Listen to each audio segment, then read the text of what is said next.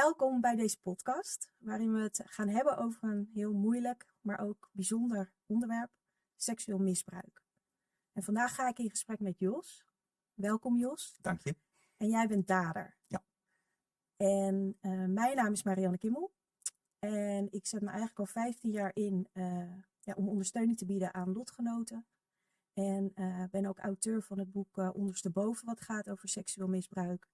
En misschien het belangrijkste, ik ben ook zelf ervaringsdeskundige.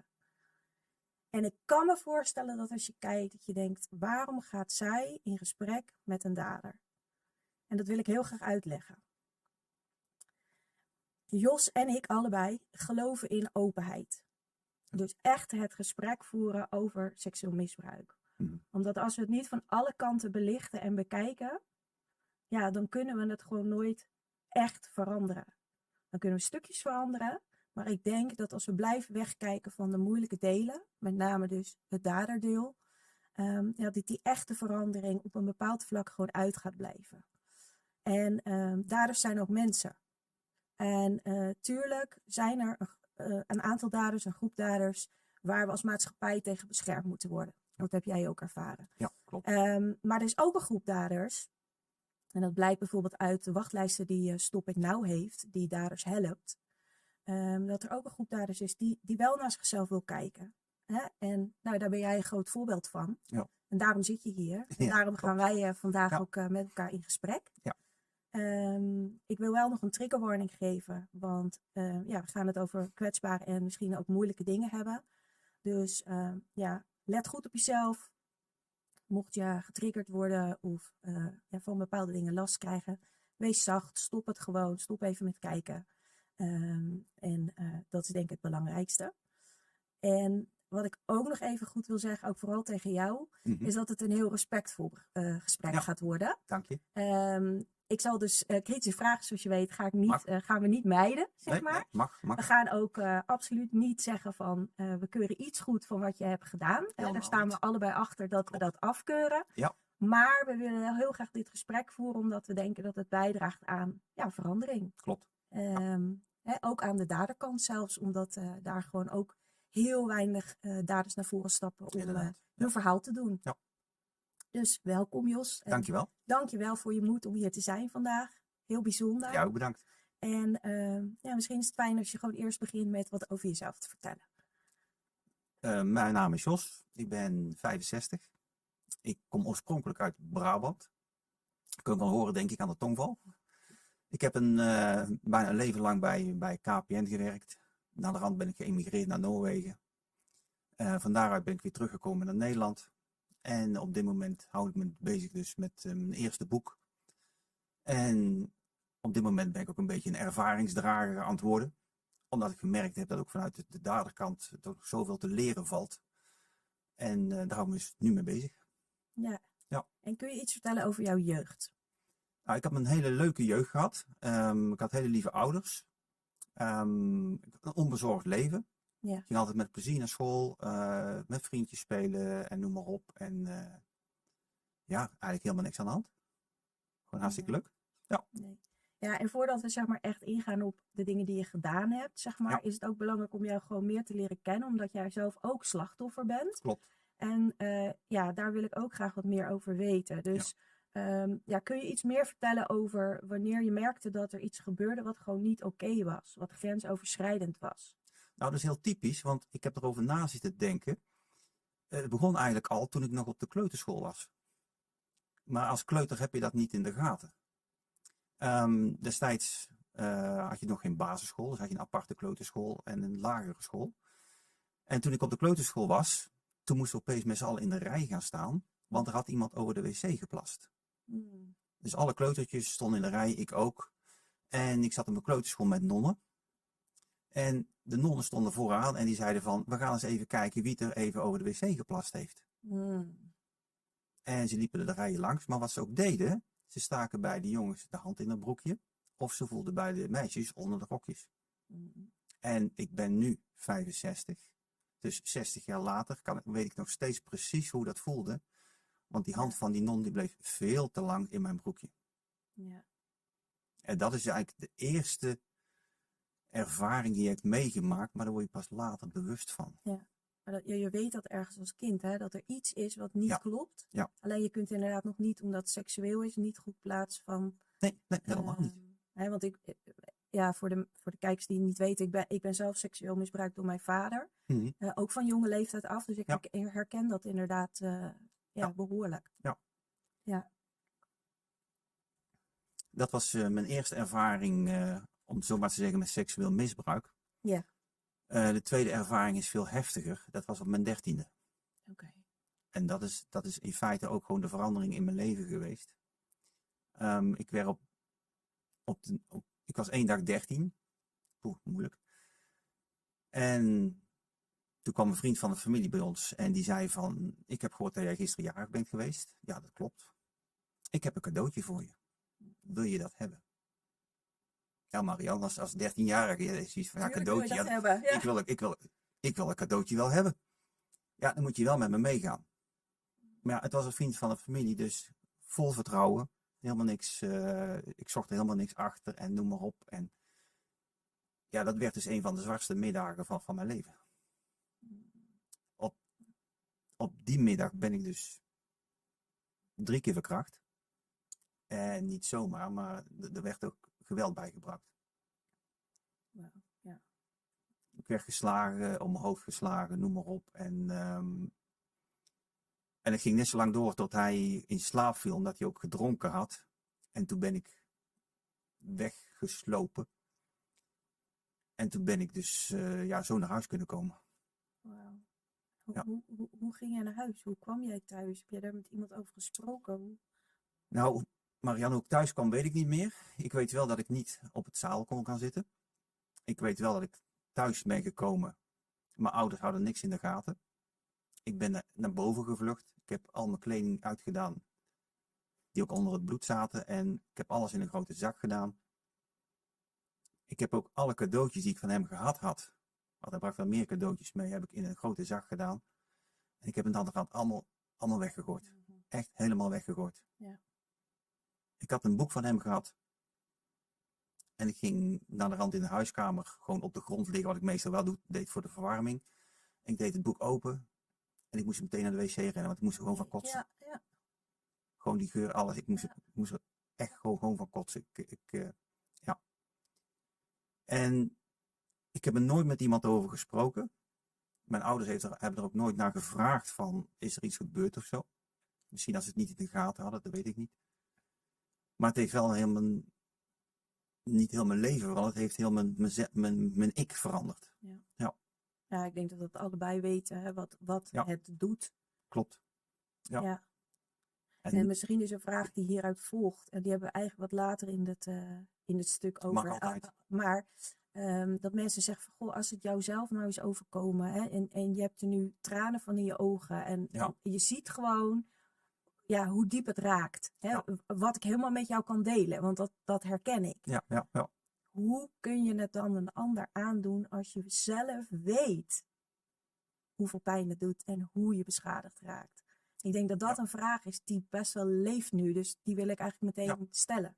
Nou, het probleem is, je weet het niet wat je een ander aandoet. Want juist door ik moet het bij mezelf houden, wat in mijn jeugd gebeurd is.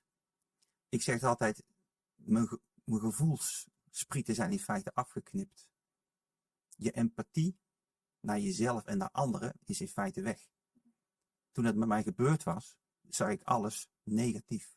Ik voelde mezelf negatief, ik was negatief. Het leven stelde niks voor, want het zou toch ophouden. Ik begon ook met gedichten te schrijven, naar de rand, en alles eindigde negatief.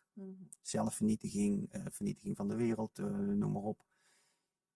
En als je dat een ander aan gaat doen, ik moet het anders zeggen, had ik niet in de gaten wat ik een ander aandeed. En dat klinkt heel raar, want je bent een volwassen man. Je moet je verantwoording nemen. En ik had het niet in de gaten. Aan de rand is ook uitgekomen bij de therapieën dat het een soort van kopingsgedrag was. Ontvluchten van. Want ik had heel de wereld om mijn schouders. Ik zag alles negatief. Ik had problemen. En je wilde vluchten. Ja. En misschien is het antwoord ook wel, hè, want de vraag die dan opkomt, waarom nou net dat? Hè? Ja. Had iets anders gedaan? Hè? Had Ja, iemand in ja, elkaar geramd? Of, weet je? ja, of niet zelf. Ook niet goed, maar Ja, snap je? ja. Waarom nou net dat? En ik denk dat dat is omdat je het kent. Omdat dat natuurlijk in je hele systeem Klopt. iets bekends is, Ja. hoe slecht het ook voelt. Ja. En dat misschien een heel onbewust iets is, waarom dan, als je al niks voelt en iets met die frustratie en die pijn moet doen, dat je dan die kant op gaat. Klopt. Ik heb dat ook bevestigd gekregen destijds toen ik in therapie ging. Toen voel ik het ook, hoe kan het nu dat ik als slachtoffer nu zelf dader ben? Ja. En dus in feite de reden wat jij net zegt. Kijk, iemand anders als die bijvoorbeeld verslaving had meegemaakt of alcoholgebruik, die had misschien naar de pillen gepakt of naar een fles. Ja. Ik heb misbruik meegemaakt op mijn jeugd, in mijn jeugd. Ja. Dat heeft zo'n impact op mij gehad, dat ik daardoor in feite die kant op ben gegaan. Ja, maar ik kan me ook voorstellen dat als je puur naar de cijfers kijkt, uit onderzoek, we weten dat van de groep daders, zeg maar, die echt over de schreef gaat, dat daar een grote groep is die zelf ook misbruik heeft meegemaakt. Klopt. En toch merk je in de maatschappij, en als mens misschien, dat het ook moeilijk is om te begrijpen, omdat je het bijna voelt als een soort excuus voor hetgeen wat je hebt gedaan. Terwijl er natuurlijk ook een hele groep slachtoffers is, waaronder ik er bijvoorbeeld één ben, die fout niet ingaan, die niet over de schreef gaan. Dus hoe verklaar je dan dat dat bij jou dus wel gebeurd is, terwijl ik misschien eenzelfde soort schade heb opgelopen als jij, en ik bijvoorbeeld dat dus niet heb gedaan. En dan zeg ik niet van, oh, wij zijn andere types. Nee. Van, ik zou dat nooit doen en jij had het. Nee, dat zeg ik niet. Nee. Maar ik ben wel op zoek naar hoe komt het dat ik net die grens heb kunnen bewaken. En ik niet. En jij niet. Nee. Allereerst, slachtofferschap kan nooit een excuus zijn voor daderschap. Ja, mee eens. Daar ben ik ook heel duidelijk ook geweest, ook in mijn boek. Je kunt nooit zeggen van, oké, ik ben slachtoffer geweest, dus ik kan dader zijn. Nee, dat kan niet. Ik denk bij mij dat een grote rol heeft gespeeld, zijn de tegenslagen in mijn leven. Allereerst natuurlijk misbruik in mijn jeugd. Naderhand in mijn eerste huwelijk, toen wilde ik gaan scheiden. Omdat ik mezelf niet thuis kon voelen in mijn huwelijk. Ik kon geen goede vader zijn. Het ging allemaal niet. Ik voelde mezelf ook niet thuis in mijn eigen lichaam. En toen zei mijn vrouw destijds van, dan zul je je kinderen niet meer zien. Maar ik dacht ook niet verder dan dat. Ik denk dat zal wel loslopen. Ik dacht helemaal niet verder. Het zat niet in mij om rekening te houden met anderen of met mijn kinderen. Of dat ging gewoon niet. Nou, dat is onder andere ook een van de oorzaken geweest. En daarnaast is het zo geweest dat ik, sinds dat ik mijn kinderen dus niet meer zie, daar ontzettend veel pijn van heb. Daarnaast is er ook bijgekomen onder andere ziekte van mijn tweede vrouw. Dus allemaal tegenslagen, moeilijke dingen, pijn die ik ervaren heb, zorgde ervoor dat ik dus een uitweg ging zoeken. Ja. En wat ik zou zeggen, de ene pakte drank, de andere pakte pillen. En ik kwam daarbij uit. Ja. En dan was het heel even van, dan was de pijn weg. Maar wat er ook gebeurde is dat ik ontzettend veel vreemd ben gegaan. En dat is heel raar als je de vrouw van je leven hebt, je bent een week getrouwd en je gaat vreemd. Ja. Dat kan niet, dat bestaat gewoon niet. Dan heb je een persoon, of mijn persoon was eigenlijk gewoon heel tegenstrijdig. Ik wist ook niet wat ik wilde. Ja. Iedereen domineerde eigenlijk mijn leven, behalve ikzelf. Ja. Dus ik ging van links naar rechts, noem maar op, had in feite geen wil. Ja. En ik kon ook niet voor mezelf opkomen, laat staan voor een ander opkomen. Ja, dat is natuurlijk ook een heel herkenbaar kenmerk van mensen die het dus overkomen. Hè? Dat die grenzen natuurlijk zo enorm overschreden zijn, hè, dat we die gewoon niet hebben of niet voelen. Maar even maar over onderbreken. Ja. Het is mij niet overkomen. Ik heb het wel eens gezegd, ook tijdens therapie, het overkwam me. En de psycholoog werd dan een beetje boos. Zei, ja Jos, dat overkomt je niet, je bent een volwassen kerel. Je had nee moeten zeggen, of je had naar de politie moeten gaan, of je had het met je vrouw moeten bespreken. Waarom heb je dat niet gedaan? Ja. Ik kon het niet. Nee, maar ik denk dat dus ook, en dat komt natuurlijk vaker tegen, een stukje kennisgebrek is, zou ik maar zeggen, over wat seksueel misbruik nou in de kern doet met iemand. Hè? En als je wordt eigenlijk op een bepaald niveau, in de bodem soort van weggevaagd. Met grenzen, met Ja, klopt. eigenwaarde, met Ja. vertrouwen in de wereld. Met, Ja. weet je, met heel veel van die belangrijke eigenschappen om Ja. die verantwoordelijkheid en die volwassen persoon te kunnen zijn. Ja, klopt. Dus ik denk dat we dat slachtoffers dat allemaal wel herkennen. Dat Mhm. herken ik in ieder geval wel uit jouw verhaal. Ja. Maar hoe zie je het dan dat natuurlijk heel veel mensen het gevoel hebben, en dat zou voor een deel ook kloppen, maar ik ben dus benieuwd hoe jij daarnaar kijkt, dat daders ziek zijn. Dus ja, er kan heel veel in je verleden zijn gebeurd wat traumatisch is, wat invloed heeft. Mhm. Maar dat kan toch bijna niet alles zijn. Als je zoiets doet, dan moet er toch ook wel een element zijn wat afwijkt van normale mensen. Hoe kijk jij daarnaar? Ja, het ligt eraan hoe je normale mensen omschrijft. Mm-hmm. Want we hebben het wel eens artikel gelezen van een dader kan iedereen zijn. Een dader kan de man om de hoek zijn, er kan iemand van de sportschool zijn, noem maar op. Ik heb met verschillende daders gesproken. Ik heb ook op een afdeling gezeten ter behandeling waar ook andere daders zaten. Ja. Sommige daders zijn inderdaad niet te genezen. Die hebben, als ik het zo mag noemen, die hebben een afwijking. Mm-hmm. Die zien ook wat ze gedaan hebben niet als fout. Andere daders, die, dan ga ik vooral even de pedofiele richting in. Ja. Die verafgoden eigenlijk kinderen, om zo maar te zeggen. Weten wel dat ze iets fout doen, maar kunnen het niet laten. Nee. Daarnaast heb ik zelfs nog een voorbeeld van een man die is gewoon vader van 2 kinderen. Is pedofiel. Heeft medicijnen daarvoor. En leidt nog steeds een lang en gelukkig leven samen met zijn gezin. Ja. Dus ervoor uitkomen, er iets aan willen doen.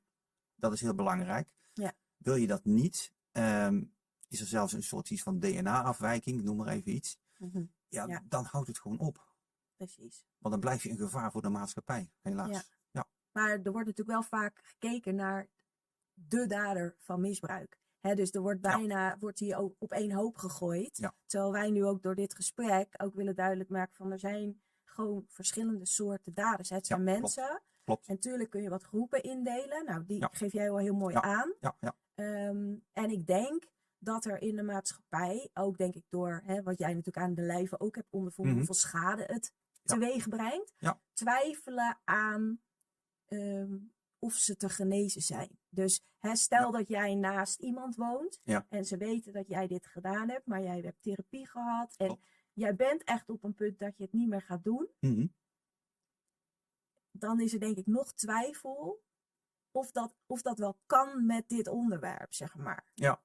En wat kun je daar iets over zeggen? Nou, ik vind twijfel altijd goed. Daarnaast vind ik dan wel dat als mensen zeggen, nou, ik twijfel over jou, Jos. Dan zou ik zeggen, kom naar mij toe. Ja. Ga met mij in gesprek. Ik kan jou vertellen wat ik graag gedaan heb om te zorgen dat het niet meer gebeurt. Ja. En dan is als er dan nog twijfel is dat prima. Behoud die twijfel, stel kritische vragen, maar heb wel respect voor elkaar. Ja. Kijk, en wat ik net al zei, mijn slachtofferschap is geen excuus. Maar ik vind wel dat je mijn persoon ook een kans moet geven van hoe ik nu ben. Ja. Ik heb van iemand ook een bordje gekregen. Je moet iemand niet veroordelen naar zijn verleden. Of beoordelen. Ja. Beoordelen hoe hij nu is. Er is ooit onderzoek gedaan. Mm-hmm. En er is aan een grote groep mensen gevraagd van die kinderen hebben. Ja. Waar woon je liever naast als je moet kiezen? Ja. Een pedofiel of een kindermoordenaar? Ja. De grootste groep koos voor de kindermoordenaar. Ja. Dat zegt dus hoe bang we als maatschappij nog zijn voor die daders. Omdat we natuurlijk weten dat de groep die niet wil leren, niet wil genezen, dat herhaaldelijk blijft doen, die is gewoon intens gevaarlijk. Ja. En de groep die, zoals jij, de misstappen gaat, daarvoor gestraft bent. Misschien moeten we dat ook even benoemen. Dat jij daar, je bent zelf naar de politie gegaan. Je hebt zelf de verantwoordelijkheid genomen om die straf ook uit te zitten. Ja. En daarnaast om de therapieën te ondergaan die niet opgelegd waren door het ministerie. Ja, precies. Dus jij bent echt een pad ingegaan waarin je ook keuzes hebt gemaakt. Waarin je hebt laten zien van, ik wil dit veranderen. Klopt. Ik wil dit niet meer doen. Klopt. Dan moeten we daar misschien wel een beetje meer ruimte voor maken in de maatschappij. Om te zeggen van, laten we inderdaad eerst eens kijken naar een dader. Hoor jij bij de groep die gewoon niet te genezen is? Ja. Of ben jij inderdaad een dader die we misschien wel een soort tweede kans moeten geven. Of waar we hernieuwd naar moeten kijken. En ik denk dat jij daar wel een voorbeeld van bent. Het is alleen wel zo, net het voorbeeld wat je nu schetste. Ja. Kindermoordenaar of een pedofiel. Als ouder, als je kind beschadigd wordt, is heel erg. Ja. En ik heb het zelf meegemaakt. Maar ik kan ook denken dat de moeder van mijn slachtoffers, ja, die is daar ook door getroffen. Dat is heel erg, dat is niet voor te stellen. Ja. Kijk, klinkt heel cru nu wat ik nu zeg, als je kind vermoord wordt, dan is het gedaan. Maar als je kind elke dag daarmee zit, elke dag daarmee geconfronteerd wordt, en je als ouder zit je daarvoor in angst voor je eigen kind, ja, dat is veel erger. Dat is, ja, maar dat onderzoek is dus onder een behoorlijke groep gedaan. Ja. En dat zou dus betekenen dat die groep die dus voor die kindermoordenaar kiest ook heeft van hoe beschadigend misbruik is. En dat is wel iets wat me dan zou verbazen, omdat we praten er wel steeds meer over. Gelukkig weten we het wel steeds meer en beter. Ja. Maar het is nog niet heel breed verspreid. Er zijn nog steeds mensen die zeggen, jeetje, zit je er nou nog mee? Ja. Weet je, dus en ook als iets 1 keer gebeurd is, of bijvoorbeeld geen kindermisbruik was, maar een eenmalige aanranding of verkrachting, dat wordt vaak ook nog gebagatelliseerd. Ja. Van, jeetje joh, zet je er overheen. Terwijl de schade die het aanricht, is allemaal in die diepte. Klopt, is allemaal in dat hele erge, diepste deel van jezelf. Ja, dus, ik denk dat veel mensen die het zelf niet hebben meegemaakt, en moet ik het heel voorzichtig zeggen, zichzelf ook niet kunnen voorstellen hoe pijn dat het doet. Of wat het doet. Ja, nee, dat klopt. Dat denk ik. En daarom is het ook goed dat we hier zitten. Dat we hier zitten en dat we erover praten. Ja, ja precies. Ja. En nog even terug naar de ervaring in jouw jeugd. Ja. Nu praat je erover, maar ik kan me voorstellen dat je er ook eerder bijvoorbeeld in therapie over gesproken. Maar wat is de allereerste keer geweest dat je het met iemand hebt gedeeld? En hoe was dat? De allereerste keer dat ik het met iemand heb gedeeld was met mijn tweede vrouw. En toen was ik al 40. Het is om mijn 13e gebeurd. Om mijn 40e heb ik voor het eerst gedeeld. En ik kreeg eigenlijk geen reactie. Ik heb het verteld. En het was heel moeilijk. En de reactie bleef uit. Van je vrouw? Van mijn vrouw. Ja. Ja. Okay. Ja. Ja. Ja. Dus ik hield bij mezelf. En naar de rand is het pas de eerste keer dat ik het echt uitgebreid heb kunnen vertellen, was in therapie. Ja. Eigenlijk toen ik in detentie kwam in gesprek met een van de eerste gesprekken met psychologen die graag mijn geschiedenis wilde weten. Ja. Dat ik zoiets had van, oké, ik wil niet meer de man zijn die ik was. Maar dat betekent ook dat ze dus de andere kant, mijn slachtofferkant moeten weten. Dus ik ben gewoon open en eerlijk geweest. En vanaf 2014 heb ik dus nooit meer een leugen verteld. Ja. Hoe moeilijk het ook was, ik heb gewoon verteld van, dit is er met mij gebeurd. Ja. En ik heb het denk ik in die tijd van 2014 tot 2019 misschien al 4 of 5 keer verteld, dat verhaal. Ik heb het zelfs opgeschreven. Ja. En het is misschien ook wel goed om te benoemen, want je noemt nu dat voorbeeld, dat je die allereerste keer dat tegen jouw vrouw hebt verteld en dat die om wat voor reden dan ook niet kon of reageren. Nee. En dat is misschien ook goed om eens te benoemen, waarom zoveel slachtoffers nog steeds zwijgen. Ja. Of na een vervelende ervaring blijven zwijgen of weer zwijgen. Ja. Omdat de manier hoe een ander reageert op deze ontboezeming, om dit delen, het delen van je grootste geheim, waar zoveel schaamte op zit, waar zoveel pijn op zit, is bijna van levensbelang voor of je er nog over durft te praten. Of je nog durft te openen. Ja. En jij hebt het gelukkig weer gevonden in therapie, waar je dus blijkbaar wel gehoord bent. Ja. Maar er zijn natuurlijk mensen die niet meer openen na zo'n ervaring. En dat is misschien ook wel goed om te benoemen, dat het dus ontzettend belangrijk is dat als er iemand naar je toe komt met zo'n verhaal, dat je ervoor open wil staan. En dat je probeert te luisteren. En ook als je niks weet te zeggen, dat je een stukje compassie, medeleven laat zien. Sowieso. Dat je er oordeelloos naar luistert. Zodat er een stukje veiligheid is. Want ik denk dat dat het woord is wat nodig is. Ja, zeker. Om later het nog weer wat meer te vertellen. En delen helpt wel. Klopt. Maar dan moet de reactie vaak wel gewoon positief zijn. Ja, en dat had ik dus toen ik het voor het eerst tegen psychologen vertelde. Ik kreeg dan een hele klinkt een beetje raar wat ik nu zeg, maar een hele positieve reactie. En je kunt het niet voorstellen, maar ik kreeg zelfs een knuffel van haar. Ja. Aan het einde van het gesprek. Dat ik me zo had kunnen openen. Ja. Kijk, en dat doet heel veel met je. Ja. En daardoor ben je ook meer geneigd om als slachtoffer om het verder te vertellen en het te verdelen en uiteindelijk te verwerken. Ja, klopt. Ja, je voelt je dan gehoord en, Ja. en het mag er zijn. En Klopt. er is veiligheid in hetgeen waar zoveel onveiligheid was. Dus Ja. heb je je ooit tegen je daders uitgesproken? Nee. Ik ben slachtoffer van 1 dader. Mhm. Het rare was, dat was een vriend van de familie. Die kwam naderhand toch weer bij ons in het gezin. Mijn ouders wisten van niks. Maar elke keer als hij binnenkwam, ging ik naar mijn slaapkamer en ging dus via het raam naar buiten, via de regenpijp naar beneden wegwezen. Ja. Ik heb hem naderhand ook nooit meer gezien. Ben nog wel op zoek naar hem geweest, maar ik kon hem niet meer vinden. En toen zat ik een aantal jaren al in detentie, in therapie ook. Heb ik een brief geschreven over vergeving. Op 2 manieren. De eerste manier was slachtoffervergeving. Tenminste, voor hem als dader dan. Mhm. Hij kwam oorspronkelijk niet uit Nederland. Dus ik denk, ja, hij zal misschien wel eenzamer geweest zijn. Op zoek naar liefde. Ik weet niet wat. Dus ik heb hem vergeven, maar ik heb het niet vergeten. Nee. Maar ik heb hem nooit meer kunnen vinden. Ik zei daders omdat ik dus ook aan die nonnen dacht. Dat is een hele goeie van je. Ja. Ja. Maar dat zijn natuurlijk al wat ouder. Ja, was heel jong. Het waren al waarschijnlijk wat oudere vrouwen. Dus die zijn waarschijnlijk Die zijn waarschijnlijk al overleden. Ja. Nee, dat is een hele goeie van je. Ja, en ik wil nu eigenlijk heel graag de stap maken naar hetgeen wat je een ander hebt aangedaan of anderen hebt aangedaan. Ja. Dat is denk ik ook het moeilijkste deel van het gesprek. Misschien wel voor ons beiden. Maar toch wil ik ook zeggen dat ik echt dankbaar ben dat jij hier wil zitten als dader. Omdat ik zelf, vertelde ik al, heb ik een boek geschreven ondersteboven. Ja. Daar besteed ik ook voor een stukje aandacht aan daders. Klopt. En ben daarvoor op zoek in research naar daders geweest.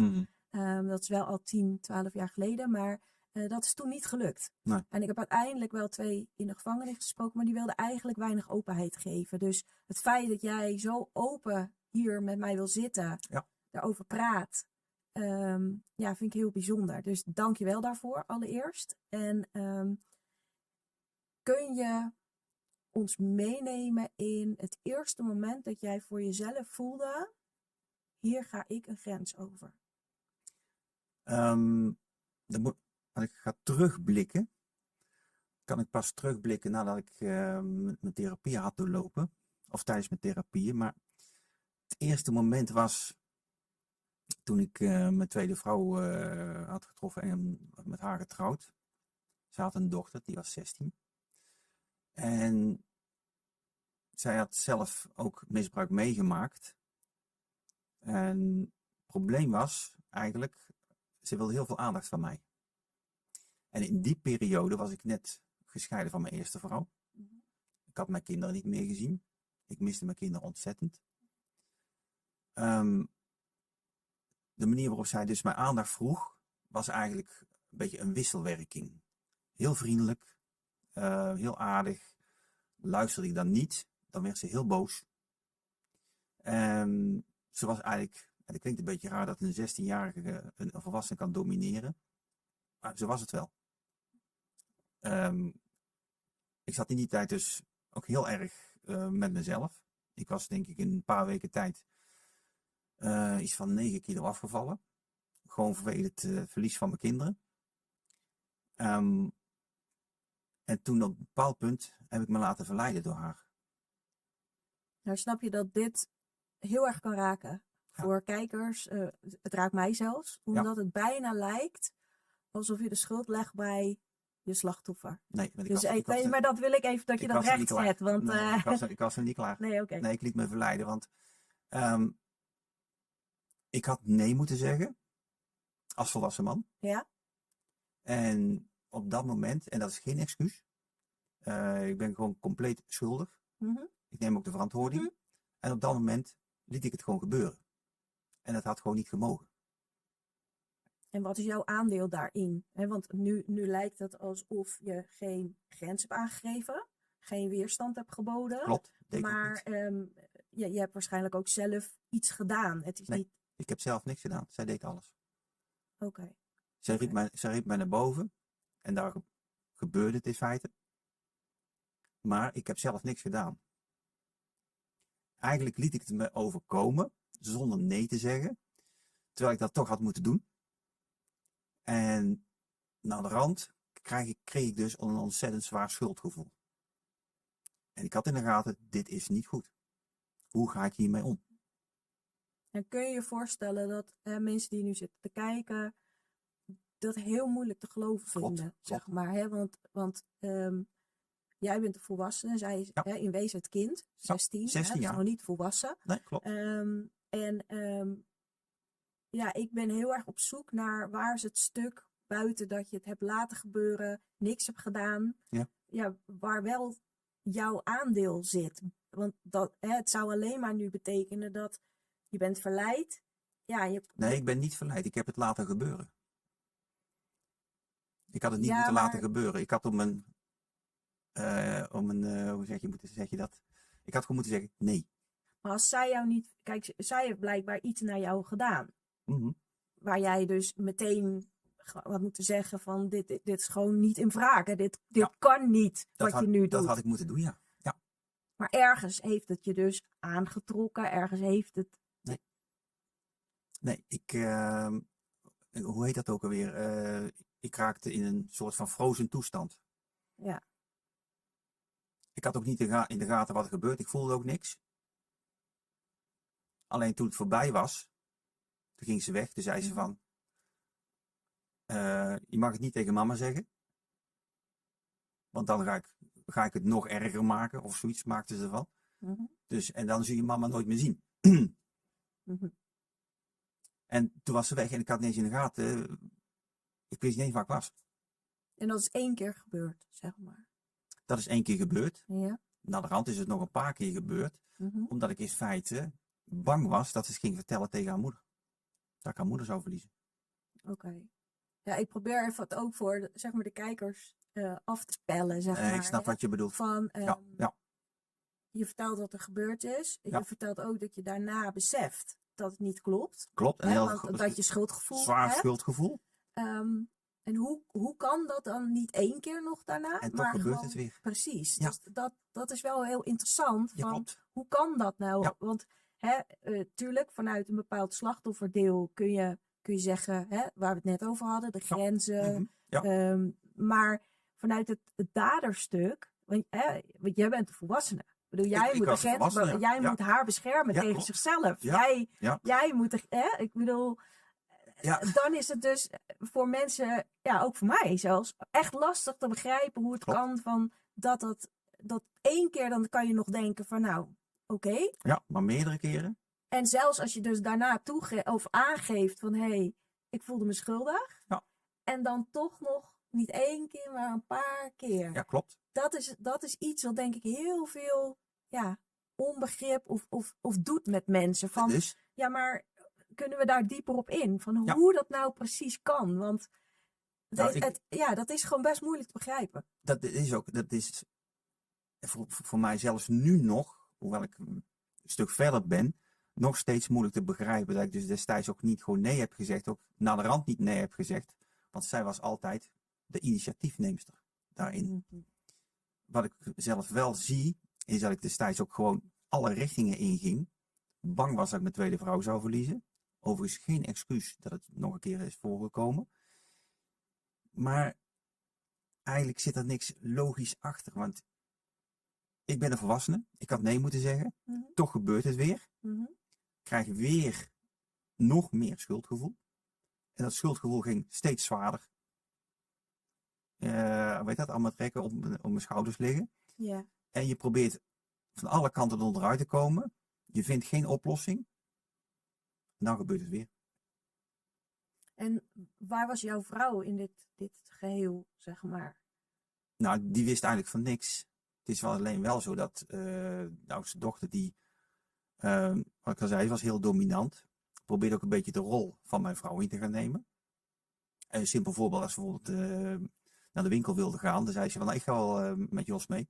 Blijf je maar thuis, zei ze tegen haar moeder. Als hij andere dingen ging doen, dan nam zij de rol van haar moeder over. Ja. En ik heb wel het initiatief genomen, en nogmaals, dat is geen excuus, om te zeggen van, en nu gebeurt het niet meer. We stoppen ermee. En toen zei ze zelf, ja, je hebt gelijk, we moeten ermee stoppen. Ja. En hoe staan ze er nu in? Want ik kan me voor, dit is wat jij deelt. Dit is, nou, laten we het maar even in waarheden doen. Jouw waarheid, is dit ook hun waarheid? Nou, dan moet ik teruggaan naar de rechtszaak. Ja. In Noorwegen was dat, waar wij toen woonden. Toen ik me aangegeven had bij de politie. Toen heb ik een verklaring afgegeven. Ja. Die niet gelogen is. Helemaal niet gelogen. Zij heeft een verklaring afgegeven waarin stond dat ik dus het initiatief had genomen. En toen vroeg de rechter aan mij van, hoe komt dat zij een andere verklaring heeft dan u? Ja. Ik zeg, nou, het zijn twee verschillende waarheden. Ik zeg, ik weet niet hoe zij aan haar waarheid is gekomen. Ik zeg, maar ik lieg niet. Ik zeg, maar ik beschuldig haar niet van het liegen. Ik zeg, maar het is haar beleving. Ik zeg, uit respect. Ik zeg, voor haar. Ik zeg, als slachtoffer. Ik zeg, kun je daar gewoon rekening mee houden? En dat hebben ze ook gedaan. Dus ze hebben de verklaring van mijn slachtoffers genomen en niet mijn verklaring als waarheid. Ja. En jij bent zelf, zeg maar, ja, hoe is dat gegaan? Dat je jezelf hebt aangegeven. Kun je daar iets over vertellen? Over dat traject van... Ja, dat kan. Alleen dan moeten we een stapje verder maken in de geschiedenis. Want zoals ik al gezegd heb, of zie jij het gezegd, dat weet ik niet. Is het niet één slachtoffer, maar er waren dus 3 slachtoffers. Ook met de jongste ging het dus verkeerd. Toen mijn vrouw ziek werd en die moest, hoe heet het ook weer, een behandeling gaan hebben in het buitenland. En nogmaals, geen excuus. En ik zat helemaal in de put. Ik denk, komt nooit meer goed. En toen ging het verkeerd met de jongste, omdat hij de hele tijd aan mijn hoofd aan het zeuren was. Toen we waren op een vistocht geweest en toen kwamen wij terug. En toen wilde ze lollies hebben en ze bleef maar zeuren. Ik wil lollies.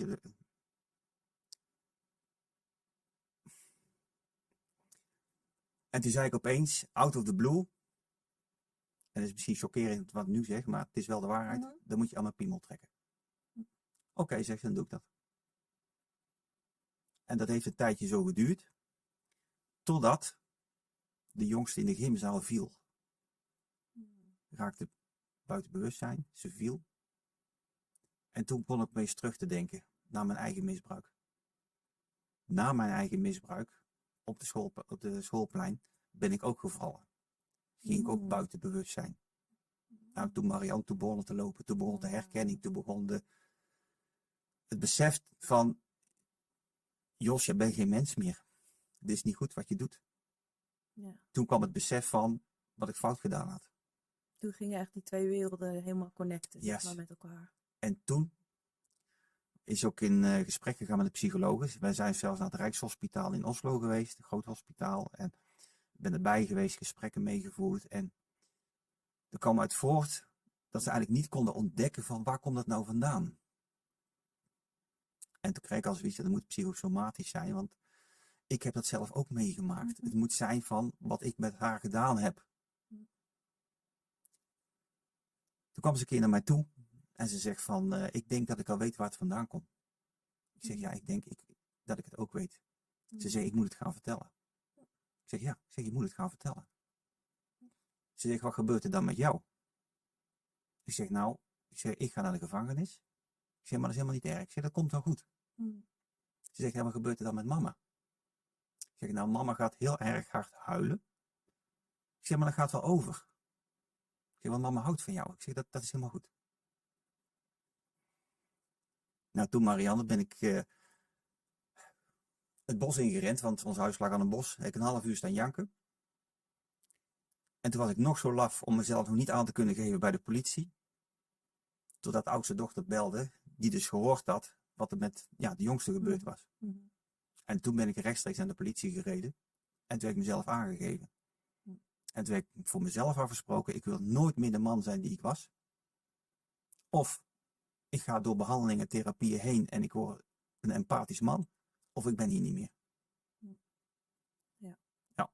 Maar het was denk ik wel zo geweest als jij niet had aangegeven dat ze waarschijnlijk wel naar je toe waren gekomen. Of waren die kinderen niet van plan om naar de politie te gaan? Nee, alleen de psycholoog die moest de politie bellen. Na zo'n oké, bekentenis. Ja, ja. dat is gewoon zo. Ja, Kijk, ik zeg al, ik was zo laf om toch nog een week te wachten tot ze zelf belden. Maar ja. ik had gewoon zelf moeten gaan. Nou ja, goed, weet je. Het gaat erom in principe dat je bent gestraft voor hetgeen wat je hebt gedaan, zeg maar. Hè, want hoeveel jaar heb jij? 9 jaar. Ja, precies. Ja. En dat klinkt raar, maar ik ben... Ja, mag ik zeggen, het is de verkeerde, ik weet zeker dat het het verkeerde woord is, maar ik ben blij dat ik 9 jaar heb gekregen. En dan zeg je dan maar 9 jaar of juist... Nee, ik ben blij dat ik 9 jaar heb gekregen. Ja, de lengte van precies de 9 jaar. ook de tijd om helemaal in mezelf te gaan en ook op eigen initiatief therapie en behandelingen te willen hebben. Ja. Want ik wilde dus nooit meer die man zijn. Ik wilde dus niet meer die dader zijn. Ja. Ja, dus toen het klikte ben je eigenlijk het pad opgegaan van willen veranderen voor goed, zeg maar. Ja. En wat doet het met jou dat je jezelf dader, of dat je dader bent, of dat je dader wordt genoemd? Wat doet dat met jou, dat woord? Dat geeft mij heel veel pijn. Hoewel ik wel goed om kan gaan met die pijn. Van berouw en dat je andere mensen pijn hebt gedaan. Daarnaast geeft mij ook het gevoel van, kijk, je noemt mij dader. En dat mag. En nu denk ik ook, ik kan ook iets doen met mijn, zoals ik het noem, ex-daderschap. Ja. Ik wil anderen helpen. Ik wil dus voorkomen dat er nog meer seksueel misbruik blijft ontstaan. Dus ik wil aan meewerken om te voorkomen dat het verder gaat. Ja, en hoop je dat ook meer daders zich bijvoorbeeld gaan uitspreken hierdoor? Dat jij daarin een soort rolmodel kan zijn? Ja, ik vind hem een lastig woord, rolmodel. Oké. Maar ik snap wat je bedoelt. Voorbeeld. Ja, een voorbeeld van, kijk, ik heb die weg bewandeld. Er zijn altijd therapieën en behandelingen. Net wat je net zei van daders die nog net geen daders zijn, die gevoelens hebben, noem maar op. Spreek je uit, zodat je ergens naartoe kan. Spreek met een ervaringsdeskundige. Ik heb ook met heel veel daders gesproken bij mij op de afdeling. Die zeiden van, ja, er is voor mij geen leven meer. Ja. Maar dat is niet waar. Er is altijd nog een leven. Als je jezelf maar wilt. Ja. Als je zelf maar bewust bent dat je fout hebt gedaan. Dat je je verantwoording neemt. Ja. Dat je nooit zegt van, het was niet mijn schuld. Victim blaming is uit den boze. Want ik ben fout geweest. Ik ben de schuldige. Ja. Dat is niet de ander. Nee. Precies. Ja. Ja. En je moet die verantwoordelijkheid gewoon kunnen nemen. En ook gewoon kunnen zeggen hoe fout dat je bent geweest. Ja. Maar ik denk ook dat veel daders het idee hebben, en wat voor een deel misschien ook wel klopt, dat er eigenlijk gewoon geen ruimte is om je verhaal te doen als dader. En jij laat nu wel zien dat dat stukje ruimte er misschien toch iets meer is dan we met z'n allen denken. Ruimte is er, alleen ik merk ook bij de mensen die dus onder andere slachtoffers begeleiden, maar ook daders willen gaan begeleiden, dat het moeilijk is om dat daders naar voren komen, juist omdat ze denken van, we hebben geen ruimte. En bij sommigen is het ook het probleem van, ja, als ik iets zeg over wat ik gedaan heb, dan word ik ook meteen achter slot en grendel gezet. Ja. Maar dat is ook geen probleem, als je maar zorgt dat je therapie en behandeling krijgt. Precies. Ja. Precies. En ik denk dat volledige erkenning van wat je hebt gedaan, dat daar ook die straf bij hoort. Of een consequentie, laat ik maar zo zeggen. Ja.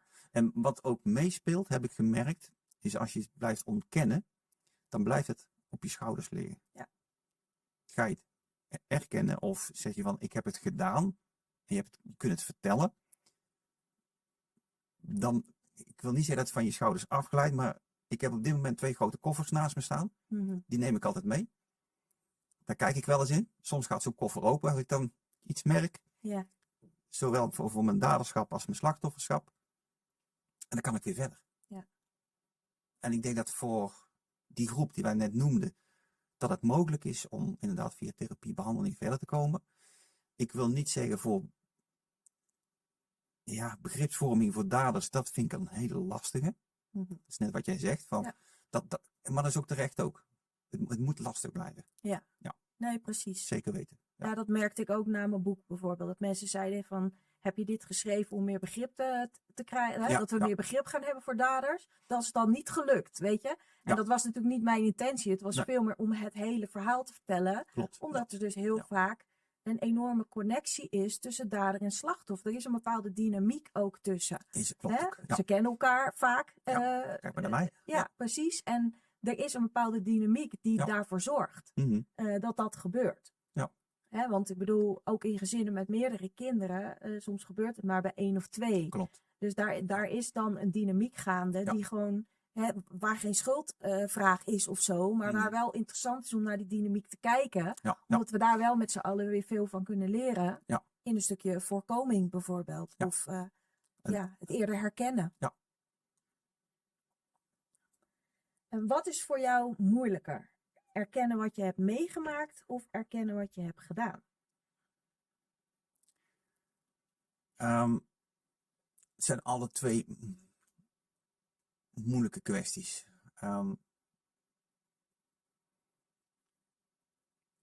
Ik vind ze heel moeilijk te vergelijken, want wat ik heb doorstaan toen die middag was een hel.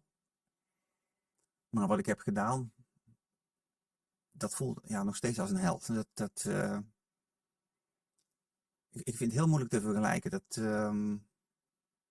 Wat ik het meest lastige vind, is dat je dus als slachtoffer dader bent geworden. Ja, precies. Ja. Maar dat is wel wat vaak voorkomt. Hè? Ja, Met het klopt. beetje onderzoek wat er is onder daders, Ja. dan zie je zeker dat een groot percentage wel een misbruikverleden heeft. Ja. Ja. Dus dat daar voor een groot deel invloeden zijn, Ja. Dat is wel bekend. Kijk, want ook tijdens de gesprekken met therapeuten werd de vraag wel eens gesteld van, ja, maar wilde je het dan? Viel je op kinderen? Nee, ik val niet op kinderen en ik wilde het ook niet, maar het gebeurde. Mhm. En dan krijg je als antwoord, ja, dan maak je mij niet wijs. Echt een streng, Ja. Maar toch was het zo, want eigenlijk gebeurde het, en dat is geen excuus, ook als in een soort waas. Terwijl naar de rand waar we het over hadden, dat ik het bewust van werd. Ja. Dat ik zoiets van, hé, wat gebeurt hier? Ben ik dat? Zo, dat moet wel eens ophouden. Ja. En hoe verklaar je of hoe leg je ons uit dat als jij over je eigen misbruik vertelt, dan gebeurt er echt iets. Dat zie je aan jou. Hè? Ja. Dus er zit heel veel pijn, er komen tranen, weet je. Maar als je het over je daderschap hebt, gebeurt dat minder. Of niet zelfs. Waar zit dat verschil? Omdat de tranen voor je eigen misbruik worden waarschijnlijk door jouw slachtoffers ook gehuild. Dus hoe komt dat daar dan minder zit die pijn? Ja, eigenlijk ben ik daar gewoon aan het zoeken. Ja, ik snap wat je Hoe bedoelt. kan dat? Die pijn is anders. Ik zou meer willen zeggen dat daderpijn, want die is er. Ik heb het ook in een gedicht geschreven. Is gewoon de boosheid dat je een ander pijn hebt gedaan. Ja. En ik weet dat ik er niks aan kan veranderen. En dat is ook een frustratie. Maar ik heb het wel gedaan. Ja, ik was een schuldige. Ik ben zo boos op mezelf dat het gebeurd is. Ook in detentie was ik zo boos op mezelf. Het zat helemaal zwart voor me dat ik zelfs onbewust gewoon uit het leven heb willen stappen. Ik heb ook gedichten geschreven waarin ik het niet waard ben om hier nog te zijn. Ja. Ik heb 14 gedichten geschreven over mijn daderschap. Ik heb ze gerangschikt. En als mijn slachtoffers hadden gezegd van nou, wij willen gewoon dat je doodgaat. Op dat moment was ik doodgegaan. Ja. Ja. En denk je dat dat ook een reden kan zijn waarom zo weinig daders praten? Want ik merkte dat bijvoorbeeld ook bij die 2 daders in de gevangenis. Ik zat daar toen als slachtoffer en ik heb hun haarfijn verteld wat hun daden met een slachtoffer doen. Ja. En ik merkte aan hun dat ze niet bij de compassie en de erkenning daarvoor konden. Dus ze bleven wel bij het stuk dat ze wisten dat ze ergens over een scheef waren gegaan, dat ze iets verkeerd hadden gedaan. Ja. Maar ik voelde het niet. Ik zat daar en ik dacht echt van, ze kunnen niet bij het stuk wat ze kapot hebben gemaakt in de ander. Kun jij daarbij of is dat te moeilijk om daar ja, om dan nog te willen leven, zou ik maar zeggen. Ik kan erbij. Maar als ik me daar helemaal voor openstel, dan zou het te moeilijk zijn om te leven, ja. Ja, precies. Dus dat kan, jij hebt dan de moed om daar in ieder geval een stuk in te stappen. Ja. Maar het kan natuurlijk ook zijn dat veel daders al op dat punt zijn van als ik daar maar contact mee maak, ja, dan, Daarom is het ook dan goed, is het denk niet ik, meer draaglijk, zeg maar. dat als een dader dat wil gaan doen, of toch de neiging of kan doen, dat het onder begeleiding gebeurt. Ja, Ik heb het ook onder begeleiding van een psycholoog gedaan. En ja, daar wordt gewoon één tranendal. Ja, precies. Ik heb wel, en dat vond ik heel fijn ook van mijn therapieën. Ik ben nu zo ver dat ik ook zoiets heb van, als mijn slachtoffers contact met mij willen, en het kan hun helpen, dan sta ik er zeker open voor. Mm-hmm.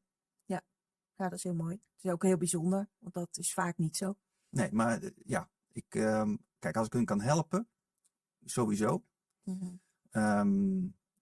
In detentie heb ik een keer een mogelijkheid gehad via herstelbemiddeling om hun een brief te schrijven. Er werd negatief op gereageerd. Mm-hmm. En dat is destijds ook prima. Maar als het nu zo is van, wij willen contact met jou en willen jou vragen stellen. Ze mogen alle vragen stellen die ze willen. Ja. Supermooi. Wat ook heel belangrijk is het respect. Ik vind als dader sta je eigenlijk onder het slachtoffer. En respect richting slachtoffers moet eigenlijk zo groot zijn dat je iets hebt van, ja, ik kan het niet uitdrukken, maar het is gewoon, je hebt gewoon ontzettend iets fouts gedaan en het blijft hun hele leven lang, blijft dat gelden. Ja. Ja, daar kun je alleen maar voor respect hebben voor hun. Ja, en ik denk dat ook geen excuus helpt om dat minder te maken, zou ik maar zeggen. Je kunt 1 keer excuus geven en dan houdt het op. Dan moet je verantwoording nemen en zeggen van, luister, ik was het. Ja. Ik had het niet moeten doen. Wat kan ik nu nog doen om jou verder te helpen? Ja, precies. Als het mag dan. Ja. Ja. Kun jij benoemen wat de schade is die jij hebt veroorzaakt door hetgeen wat je hebt gedaan? Als je dat in eigen woorden zou moeten vertellen, misschien ook mede vanuit je eigen ervaringen als slachtoffer, maar kun je daar woorden aan geven? Eigenlijk niet. Dat is zo groot, zo diep. Ik zou terug kunnen vallen op wat er met mij gebeurde toen ik 13 was. Ja. Maar kijk, dat gebeurde met mij. Hoe het met hun is, dat weet ik dus niet. Maar net, ja, wat ik er straks ook zei, eigenlijk, ja, heel je gevoel wordt gewoon weggeknipt, valt gewoon weg. Wat we straks dat voorbeeld hadden met van een pedofiel of een kindermoordenaar. Ja, je bent voor je hele leven, ben je daarvoor, hoe zeg je dat, beschadigd. Ja. Ja. Maar dat is in wezen met het slachtoffer zijn natuurlijk ook zo, hè? Ik bedoel, hoe je daar ook in heelt en een beter leven leidt, je blijft wel degene die dat is overkomen. Ja. En jij blijft ook degene die dat is overkomen, maar jij blijft ook degene die dat heeft gedaan. Tuurlijk. Hè? Dus dat raak je inderdaad niet kwijt. Nee. En wat ook meespeelt met vooral denk ik met slachtofferschap, maar ook met daderschap, is eb en vloed. Ja. En het zijn die 2 koffers waar ik het net over had. Als ik dan bijvoorbeeld in een bepaalde situatie kom of ik hoor een bepaald lied of er gaat een van die koffers open met betrekking tot daderschap en dan voel ik mij zo schuldig. En dan ben ik blij dat ik dus nou een lieve vrouw heb. Ja. Die mij op kan vangen. Ja, en dat blijft, denk je? Ja. Dat is iets waar je mee moet leren leven. Nou, ik ben een, als ik het zo mag zeggen, dat klinkt misschien een beetje, ja. Nee, het is gewoon zo. Ik ben nu een empathisch mens geworden. Mm-hmm. Ik weet ook, als ik iets aan iemand vraag, of ik moet iets na gaan vragen, ik houd rekening met gevoelens van anderen. Mm-hmm. Dat deed ik vroeger nooit. Dan Nee. let ik niet eens op. Ik hield niet eens rekening met mijn eigen gevoelens. Maar nu is het zo van, ik vraag na, houd rekening. Als ik dingen wil doen of ja, ik betrek ook anderen erin. Maar daarnaast heb ik ook zoiets van, niemand is meer de baas over mij. Mm-hmm. Ik heb ook mijn eigen grenzen. Ja. Dat had ik vroeger ook niet. Ik had vroeger helemaal geen grenzen. Want dan vroeg iemand van, kun je om 3 uur iets afspreken? Ja, prima. En de ander zei, zo om 3 uur afspreken, vond ik het ook prima. Mm-hmm. Nou, dan zat je meteen al... ja, klem. Ja, en dat heb ik dus nu niet meer. En wat je net zegt, dat is misschien ook een beetje de geboorte geweest van jouw boek. Mm-hmm. De ontknoping van mijn leven heb jij onlangs uitgebracht, geschreven. Ja. Dat is natuurlijk heel erg een keuze van jou, hè, om daarmee in de openheid te treden. Ja. Maar ik kan me voorstellen dat jouw slachtoffers en jouw ex-vrouw daar minder blij mee zijn. Klopt. En dat is misschien ook wat je zegt, van ik ben empathisch, maar er zijn wel grenzen aan dat ik ook voor mezelf wil kiezen. Kun je daar iets over vertellen, over dat proces van, nou ja, eigenlijk dat je hun er dus misschien wel extra schade mee berokkent, of in ieder geval niet blijer mee maakt. En dat je toch uiteindelijk kiest om het wel te doen. En je hebt ook nog wat aanpassingen gedaan, dus kun je daar gewoon iets over vertellen? Ja. Nou, het ontstaan van mijn boek is eigenlijk al vanaf 2015. Ik schreef in detentie een dagboek. En dat dagboek heette Ik Deug. En dat kwam door een psycholoog tegen mij. Zei van, Jos, je bent een taart. Dus ik keek haar zo aan, ik ben een taart. Ja, die taart ziet er goed uit. Alleen 1 deel is niet goed. Daar moeten we aan werken. Maar een ander deel is toch nog wat deugd. Mm-hmm. En een aantal jaren later heb ik zoiets van, kreeg het advies van, hoe ga je van je dagboek geen boek maken? Want je schrijft daarin op van wat je beleeft en noem maar op, ook als dader. Toen ben ik met mijn nicht in contact gekomen die in de uitgeverswereld zit. En die wilde mij begeleiden. En toen zijn we dus gewoon begonnen met mijn leven. Hoe ben ik vanuit mijn jeugd als slachtoffer naar dader gekomen? Wat heb ik eraan gedaan met therapieën en behandelingen? Tijdens die gesprekken, 2,5 jaar hebben we gesprekken erover gehad. En we ook rekening gehouden van met de slachtoffers. Namen zijn veranderd, plaatsnamen zijn veranderd, noem maar op, echt alles. En in november vorig jaar kwam de eerste druk uit van mijn boek. Ja. Ontknoping van mijn leven. Een maand later kreeg mijn uitgever bericht van mijn ex-vrouw dat zij niet blij was met het boek. Mm-hmm. Dus onze vraag was van, heeft u het boek gelezen? Mm-hmm. Nee, zegt ze, ik heb het boek niet gelezen. En toen heb ik op verzoek van de uitgeverij het manuscript via de uitgeverij naar haar gestuurd. Ja. En aan de hand heeft het nog niet gelezen. Toen heeft ze wel gedreigd van, ik wil een rechtszaak aanspannen. Toen heb ik gezegd van, nou, ik stop mijn boek. Ik zet mijn boek on hold. Ja. Ik ben door heel mijn boek gaan graven. Mm-hmm. Heb er alles uitgehaald wat me enigszins naar hun kan verwijzen, noem maar op. Zelfs namen, plaatsnamen, alles veranderd. Dingen weggelaten uit mijn boek. En toen heb ik het boek nog een keer laten lezen. Door iemand die heel mijn geschiedenis kent. En die zegt van, nou Jos, ik kan er niks meer aan ontdekken. Ja. Totdat mijn uitgeverij zegt van, ja, wij stoppen ermee. Oh, oké. Ja, wij willen niet dat er eventueel een rechtszaak gaat komen. Ja. Wij kunnen dat niet betalen. Dus ik ben nu op zoek naar een andere uitgever. Ja. Maar ik heb nog steeds respect voor mijn ex-vrouw en mijn slachtoffers, sowieso. Mm-hmm. En ik ben zelfs geneigd als ze zeggen van, nou, wij willen het helemaal niet. Mm-hmm. Maar er moet er wel een rechtszaak van komen. Mm-hmm. Dan stop ik ermee. Ja. Dan heb ik een eenmalige eerste druk. Precies. Van 50 stuks. Exact. Waarvan zij zei van, dat mag wel uitgedeeld worden aan ervaringsdeskundigen. Oké. En dat heb ik ondertussen al gedaan. Ja. Van de 50 boeken heb ik er 5 verkocht en 20 zijn naar ervaringsdeskundigen gegaan. Mm-hmm. Mooi. Ja. En ik gebruik mijn boek als ondersteuning voor ervaringsdeskundigen van dat ze kunnen leren van, hoe is dat nou allemaal gekomen? In principe waar we het net over hadden, om zo maar te zeggen. Ja. Om hun ook begrippen bij te kunnen geven van, zo kunnen we het aan gaan pakken. Ja. Daarnaast heb ik ook een aantal dichtbundels op stapel staan. Mijn boek heet De Ontknoping van mijn leven. De eerste dichtbundel heet Knoop 1. Mm-hmm. En dat zijn dus de gedichten die ik geschreven heb vanaf mijn 14e, vanaf het moment dat ik misbruikt ben. Ja. Maar ook, na de rand, zullen ook in andere dichtbundels dadergedichten komen. Ja. Ja.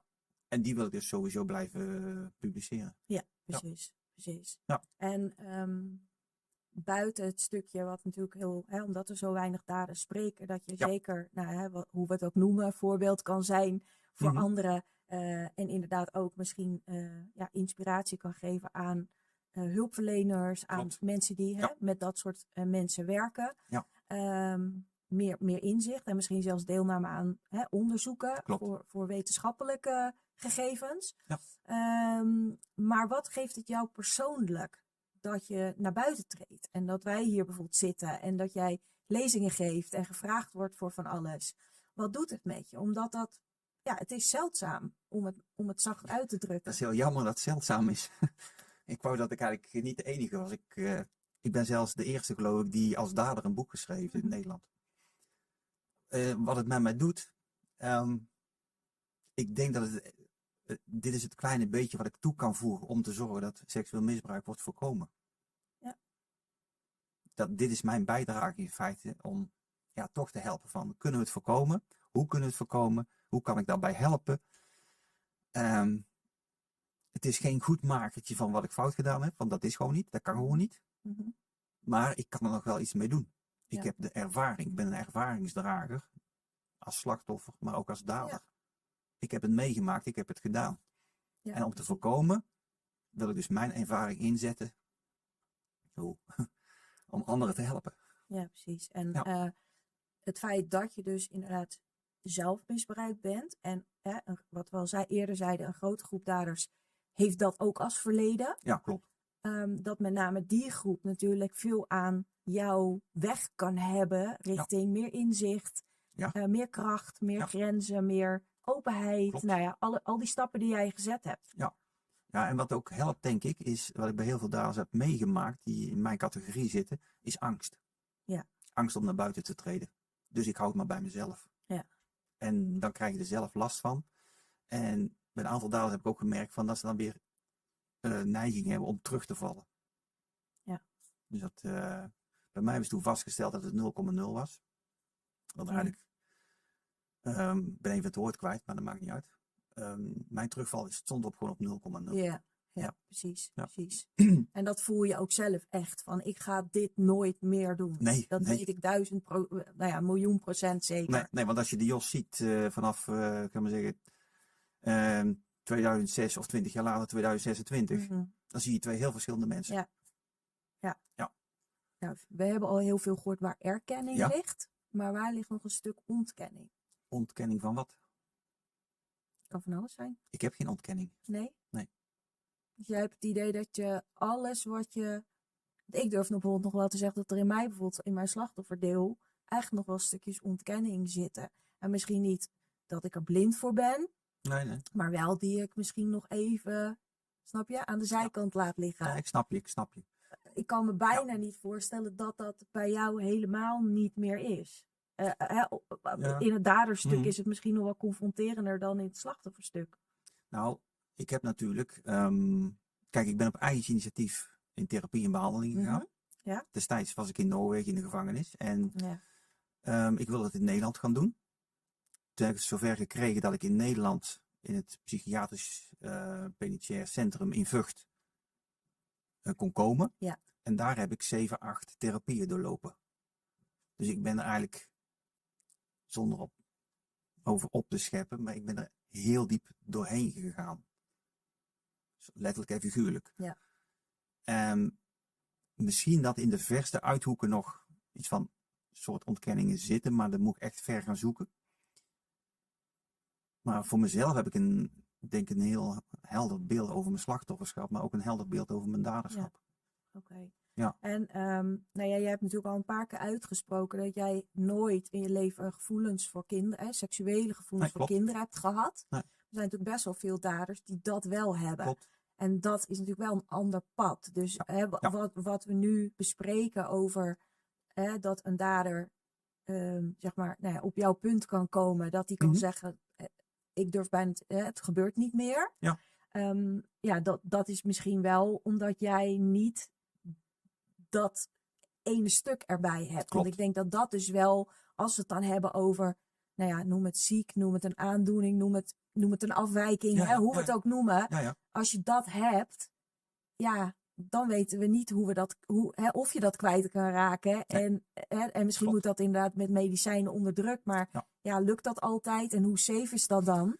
Nou, Dus dat is denk ik wel klopt. een voordeel. Ja, heel cru gezegd. Ja, dat is heel cru, ja.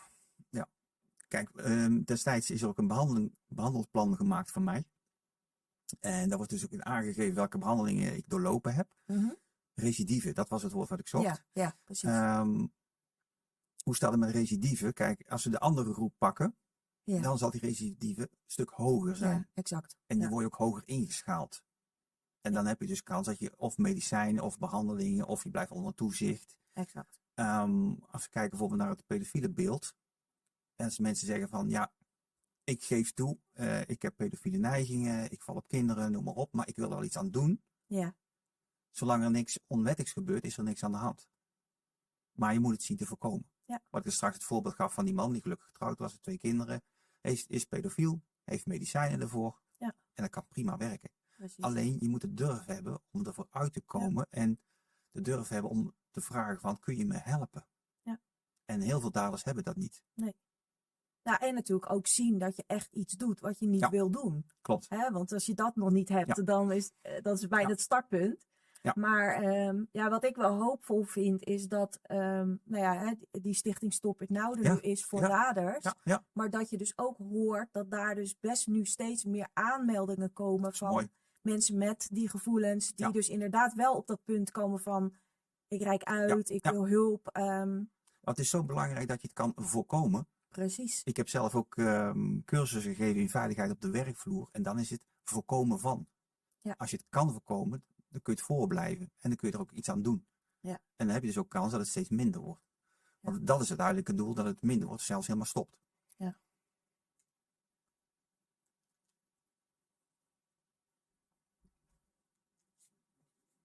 Je hebt al heel veel gehad. Ja. Oh ja, dat is ook nog misschien wel een mooie vraag. Mm-hmm. Sommige mensen die zouden zeggen dat ik hier met jou zit, dat een dader überhaupt een podium krijgt. Dat hij dat helemaal niet zou moeten krijgen. Nee. Ja, wat vind je daarvan? En wat zou je tegen die mensen bijvoorbeeld willen zeggen die dat vinden of denken? Nou, dat is wel mooi dat je dat vraagt. Ik was 15 januari in Leeuwarden. En toen had ik ook het podium. Samen met Xavier Hermans. En toen mocht ik ook mijn verhaal doen. En ik zei van tevoren ook al tegen haar, het kan zijn dat mensen rotte eieren gaan gooien en tomaten. Ik zeg, dat mag allemaal, geen probleem. Kijk, als mensen problemen met mij hebben als dader, wil ik wel graag horen waarom. Geen loze kreten. Ja. Loze kreten kan ik niet mee omgaan, daar heb ik niks aan. Maar als je echt met iets komt, iets constructiefs, en we kunnen erover praten, zoals we nu doen hier in deze podcast. Ja, dan zou dat voor mij heel positief zijn. Mensen mogen kritiek hebben. Ja. Maar het moet niet alleen rotte eieren en tomaten zijn. Het moet ook dat er iets achter zit. Of misschien dat ze zelfs uit eigen ervaring iets hebben meegemaakt. Ja. En als het constructief is en ik kan ze helpen, als ze geholpen willen worden, met mijn antwoord, ja, dan zou ik daar open voor staan. Maar er zijn natuurlijk mensen die zeggen, hij moet helemaal niet op dat podium gaan staan. Ja, dan ga ik vragen waarom niet. Nee, precies. Dan ga je het gesprek aan. Ja, zou je de reden willen weten? Ja, en dat, nogmaals, dat zal ook uit respect zijn. Ik verlang ook, nee, ik geef respect, maar ik verlang ook respect terug. Ja. Dus dat, ja. Nee, precies. Nou, ja, zo zitten wij hier nu ook. Is inderdaad, hè? Ja. Mooi. Je hebt al ongelooflijk veel verteld. Je hebt eigenlijk een heel groot deel van jouw verhaal nu gedeeld. Waarvoor dank natuurlijk ook. Wat zou je willen dat mensen daarvan begrijpen of meenemen? Zou willen begrijpen is voor mij heel moeilijk, want ik ken die mensen niet. Als ze iets willen begrijpen, dan gaan ze erover nadenken. Misschien komen er vragen. Laat ze die vragen stellen. Ja. En ik zou ook willen zeggen van, maak je zelf iets mee waarvan je denkt dat klopt niet. Met betrekking tot seksueel misbruik. Ga erover praten. Ja. Maak het bekend. Er zijn genoeg aanknooppunten om daar naartoe te gaan. Hou het niet voor jezelf, maar breng het naar buiten toe, zou ik bijna willen zeggen. En zorg dat het bespreekbaar wordt. Ja. En nogmaals, respect is een heel groot woord bij mij. Praat er ook niet overheen. Merk je bijvoorbeeld aan je kinderen of andere kinderen of dat er iets is. Ja, probeer daar een gesprek mee te voeren of met iemand die daar geschikt voor is. Ja. Sowieso. Ja. En ik hoop dat de mensen die deze podcast geluisterd hebben of gekeken hebben, dat die dat mee gaan nemen. Wat ik ook in mijn boek heb geschreven, van misschien ga je erover nadenken. Misschien heb je zelf ideeën hoe het beter kan. Ja, kom er gewoon mee naar buiten. Ja, zeker. Ja. Nou ja, en ook onder deze podcast staan ook allemaal instanties en organisaties waar je terecht kan als je hulp nodig hebt of als je meer wil weten. Ja. Er staat ook een contactmogelijkheid. Dus reik uit als je nog vragen hebt voor Jos of voor mij. Maar wel allemaal vanuit respect willen we dat graag. Ja, zeker weten. Ja. Ja.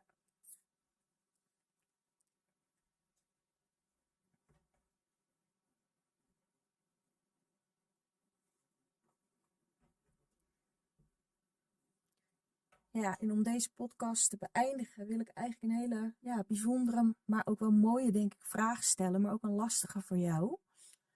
Vind jij zelf dat je vergeving verdient? En zo ja, waarom? Nee. Nee, dat vind je niet? Nee. En waarom niet? Ik kan geen vergeving verdienen. Vergeving moet uit je hart komen. Kijk, als mijn slachtoffer vanuit hun hart zeggen van ik heb jou vergeven, Ja. is dat prima. Mm-hmm. Kijk, ik heb mijn dader vergeven, maar niet vergeten. Mm. Ik kan niet in hun harten kijken. En als ze zeggen van ik kan jou niet vergeven, dan is dat prima voor mij. Ja. En hoe zit het met jezelf? Vergeving voor jezelf? Naast vergeving voor mijn dader ben ik ook bezig geweest vergeving voor mezelf. Daar heb ik bijna 3 jaar over gedaan. En daar heb ik een stuk voor geschreven van, ik denk bijna 9 pagina's lang. Over vergeving van mezelf. Ik ben er heel erg mee aan het worstelen geweest. Mm-hmm. In het begin kon ik mezelf niet vergeven. Was ik liefst uit het leven gestapt, maar er zei een psycholoog tegen mij dat ik al afwaard was. Ze zegt, je laat je slachtoffers met de pijn zitten en zelf stap je eruit. Ja. En ik denk, je hebt helemaal gelijk. En na de rand heb ik zoiets gezegd van, ja, ik kan mezelf vergeven, maar ik kan mezelf ook niet vergeten. Nee. Ik kan ook niet vergeten wat ik gedaan heb. Nee. Nee. Dat is maar goed ook, denk ik. Hè, voor iedereen. Dat je het niet kan vergeten. Goed. Want dat kunnen de mensen die... Nou, jij kan het zelf ook niet. Wij kunnen het allebei niet. Zeg maar, wat je is overkomen kan je niet vergeten. Nee, maar ik denk ook als een ander dader naar mij zou komen en zeggen van... Nou Jos, ik heb mezelf vergeten. Ja. Dan zeg ik, dan ben je goed fout bezig. Ja, precies. Je kunt jezelf vergeven, maar niet vergeten. Nee. Zeker niet. Ook uit respect voor je slachtoffers. Ja.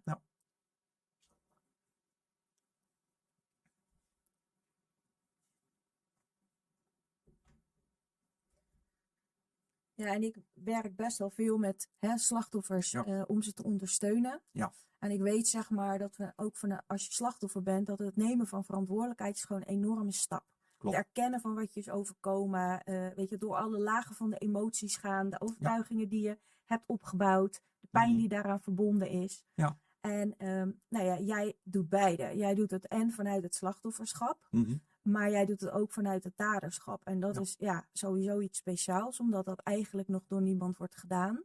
Tenminste niet zichtbaar en in de openheid. Ja. Dus dan weten we het niet. Mm-hmm. Dus jij laat ons wel zien van er zijn verschillende soorten daders. Daders zijn mens. En daders, die moeten gewoon per persoon bekeken worden. Ja. Of ze iets kunnen bijdragen en of ze kunnen helen of niet. een stuk verantwoording willen dragen. Ja. Dus ik wil je ongelooflijk bedanken voor het gesprek in deze openheid met elkaar. En eigenlijk tot slot wil ik jou het laatste woord geven. Is er nog iets wat jij wil delen, wil verduidelijken of ter afsluiting nog wil meegeven aan de luisteraars? Nou, allereerst wil ik jou heel erg bedanken. Ik ben heel erg dankbaar dat ik deze kans gehad heb. Want dit is niet alleen de kans voor mij, maar ook voor alle bijna slachtoffers, alle bijna daders in Nederland. Om hier vooruit te komen. En ik zou zeggen, dit moet eigenlijk de eerste stap zijn naar een vervolg. Ik heb al voorgesteld, vooral op LinkedIn bijvoorbeeld, om 1 keer in de 2 maanden een bijeenkomst te houden per provincie. Om seksueel misbruik te voorkomen. Zodat het één groot landelijk aandacht gaat krijgen. En ik zou zeggen, we moeten gewoon zo door blijven gaan. Ja. Dankjewel. Jij ook ongelooflijk bedankt. Ja. En jullie heel erg bedankt voor het luisteren en kijken.